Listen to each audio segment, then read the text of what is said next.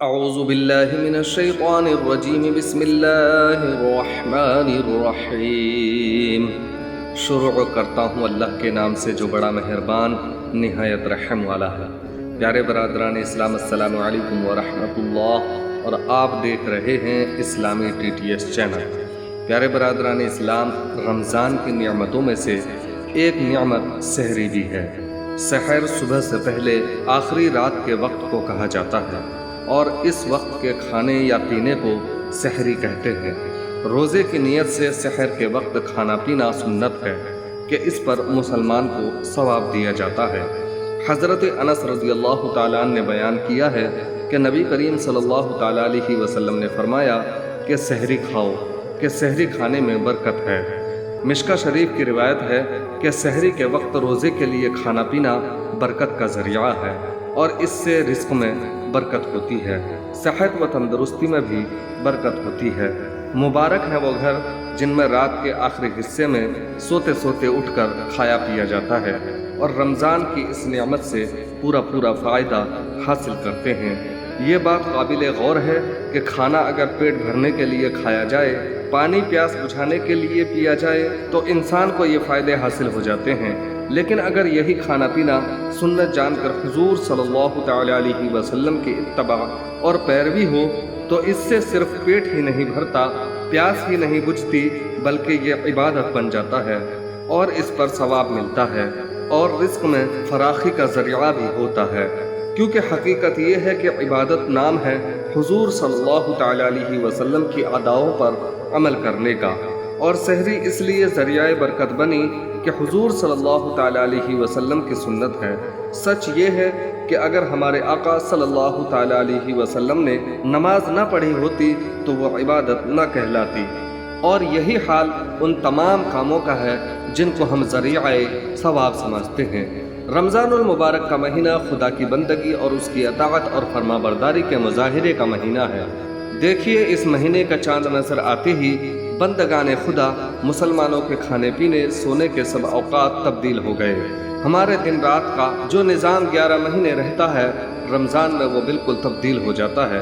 کیسی عجیب بات ہے کہ سحر جو فطری طور پر گھری نیند کا وقت ہے اور اس وقت دنیا سوتی ہوتی ہے، لیکن مسلمانوں کا حال یہ ہے کہ اس وقت اس کے گھر میں کھانا پینا ہو رہا ہے، لیکن جو اس وقت کھا پی رہا ہے اس کے لیے کوئی تعجب کی بات نہیں، کیونکہ وہ تو یقین کرتا ہے کہ میرا کھانا پینا اور کوئی بھی عمل میری اپنی مرضی سے نہیں ہے، میں تو بندہ خدا ہوں، اور بندگی کا تقاضا یہی ہے کہ بندے کا ہر عمل آقا صلی اللہ تعالیٰ علیہ وسلم کے حکم اور مرضی کے مطابق ہو۔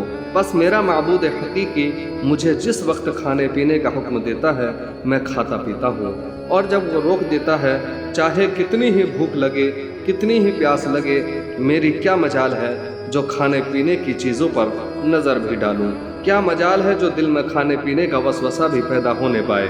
یہی تو بندگی ہے۔ اور جن مسلمانوں کا یہ حال ہے کہ بھوک لگے تو کھائے، پیاس لگے تو پیے، چاہے کھانا پینا حلال ہو یا حرام، رمضان ہو یا غیر رمضان، کچھ پرواہ نہیں ہے، تو وہ مسلمان خدا کا بندہ نہیں بلکہ اپنے پیٹ، اپنے نفس اور اپنی خواہش کا غلام ہے۔ ذرا سوچئے کہ جس نے نفس کی غلامی سے چھٹکارا حاصل نہ کیا، وہ نہ دنیا کی بھلائی پا سکتا ہے اور نہ ہی آخرت کی نجات۔ اسی لیے نبی کریم صلی اللہ تعالیٰ علیہ وسلم نے نفس پر قابو پا لینے کو جہاد اکبر قرار دیا ہے، اور رمضان کا مہینہ اسی جہاد کا مہینہ ہے۔ دن بھر کی تھکان کے باوجود پابندی سے 20 رکعت تراویح ادا کرنا، گہری نیند سے بیدار ہو کر کھانا پینا، سارا دن بھوکا پیاسا رہنا، نفس کی خواہش پر کنٹرول کرنا، یہ سب کچھ کیا ہے تو نفس سے جہاد ہی تو ہے، اور یہ ایک مہینے کا جہاد مسلمانوں کو پورے سال کے لیے ایسا مضبوط مجاہد بنا دیتا ہے کہ پھر وہ کسی میدان میں شکست نہیں کھاتا۔ غرض کہ سحری سنت ہے، اور حضرت عمر ابن عاص رضی اللہ تعالیٰ عنہ بتاتے ہیں کہ نبی کریم صلی اللہ تعالیٰ علیہ وسلم نے فرمایا کہ ہمارے اور اہل کتاب کے روزوں میں فرق سحری کے چند لقمے ہیں۔ اہل کتاب کے نزدیک روزوں کے دنوں میں رات کو سونے کے بعد کھانا پینا حرام ہو جاتا ہے، اور ہماری شریعت میں سحری مقرر کی گئی ہے، یعنی فرق ہے۔ اہل کتاب اور مسلمانوں کے روزوں میں، لہٰذا اگرچہ سحری فرض و واجب نہیں، لیکن اس کے بغیر کسی عذر کے مستقل چھوڑ دینا خدا کی نعمت کو ٹھکرانا ہے اور اس کی ناشکری کرنا ہے اور ایک برکت سے محروم ہونا ہے۔ ہاں، اگر کسی رات کسی وجہ سے سحری نہ کھائی تب بھی روزہ رکھا جائے اور روزے میں کوئی کمی یا کراہت واقع نہیں ہوگی۔ سحری چھوٹ جانے کو روزہ چھوڑ دینے کا عذر ہرگز نہیں بنانا چاہیے۔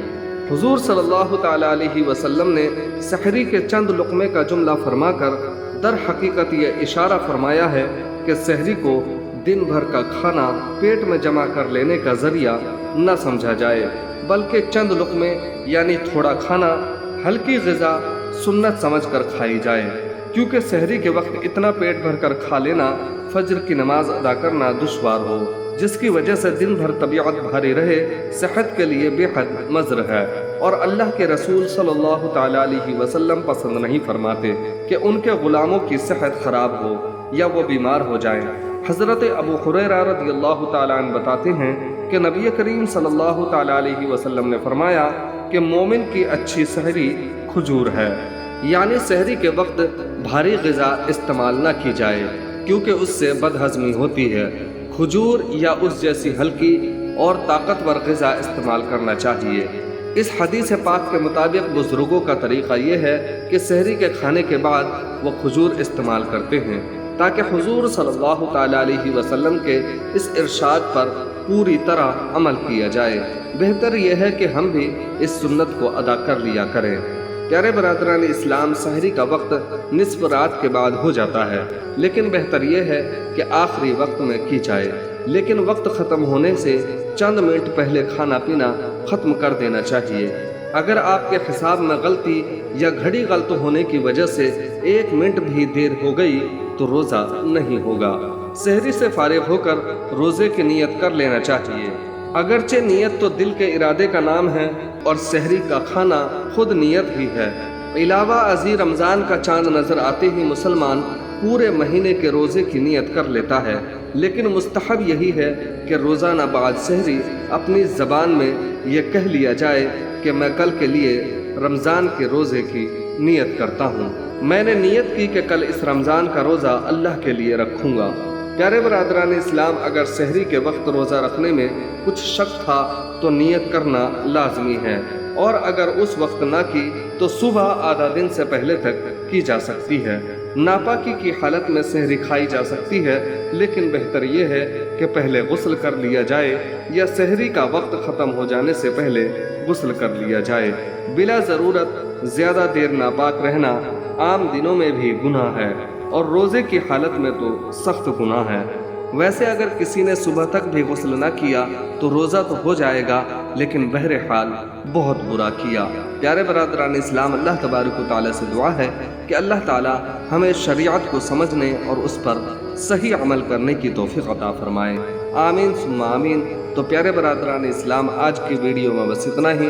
ویڈیو اچھی لگی ہو تو ویڈیو کو لائک کرنا اور ثواب کی نیت سے ویڈیو کو دوسروں تک شیئر ضرور کر دینا، اور چینل کو سبسکرائب کر لینا اور ساتھ میں بیل آئیکن والے بٹن کو بھی پریس کر دینا تاکہ ہماری اچھی آنے والی ویڈیو آپ تک اسی طرح پہنچتی رہے۔ تو چلیے ملتے ہیں اگلی ویڈیو میں، تب تک کے لیے